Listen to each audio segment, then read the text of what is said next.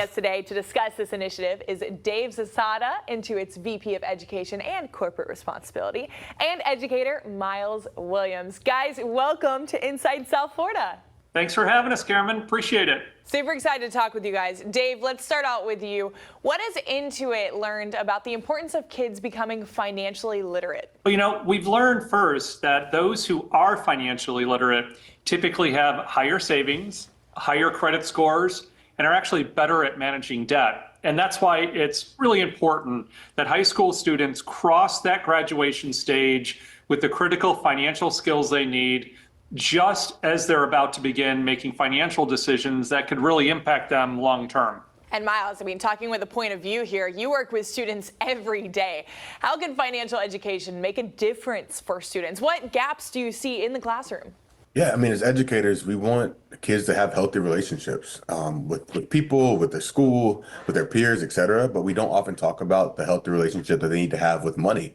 And we realize without an early foundation in personal finance skills, that students are going to struggle to make informed financial decisions post-graduation. And so because we don't have a financial education curriculum, it's not mandated by the state, we need to find ways that are allowing for kids to be able to learn these practical skills in an engaging and fun way.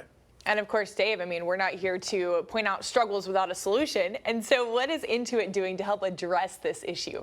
Well, for over 40 years, Intuit's been helping our customers become financially capable, and now we're leveraging that experience to do the same for the next generations. In fact, we're on a mission to help 50 million students become financially literate by 2030, and we're doing that by first offering our free Intuit for Education financial curriculum to schools, which includes a collection of real-world simulations and games. And then second, we're advocating for all teachers, regardless of the grade or subject they teach, to spend at least an hour teaching personal finance during Financial Literacy Month. And to make it easy, we launched the free Intuit Hour of Finance Challenge. And this challenge provides teachers with a quick lesson on budgeting that they can use with their students. And then their students will play the online game Prosperity Quest, which features real-world scenarios and where students can earn a score depending on how well they do. And then schools use those scores to compete against other schools from all across the country for a chance to win Chromebooks or be recognized as a state or a national champion.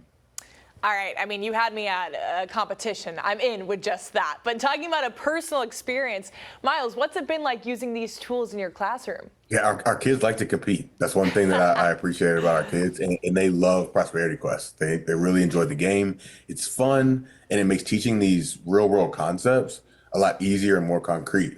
I think that it allows teachers to have another thing off their plate where we're not having to internalize some more curriculum or additional lesson plans. But then it also allows for parents and families to feel comfortable and confident knowing that their kids are getting these skills that we often probably did not receive when we were their age. So really enjoying it, and I wish that we had more tools like this sooner. Yeah, I wish I could be a part of it as well. Gentlemen, for more information on the Intuit Hour of Finance Challenge, where can they go? They can go to intuit.com/hour of finance, or you can Google Intuit Hour of Finance Challenge and learn more. Awesome. Thank you so much for coming on to ISF and advocating for such an important issue. Thank you for having us.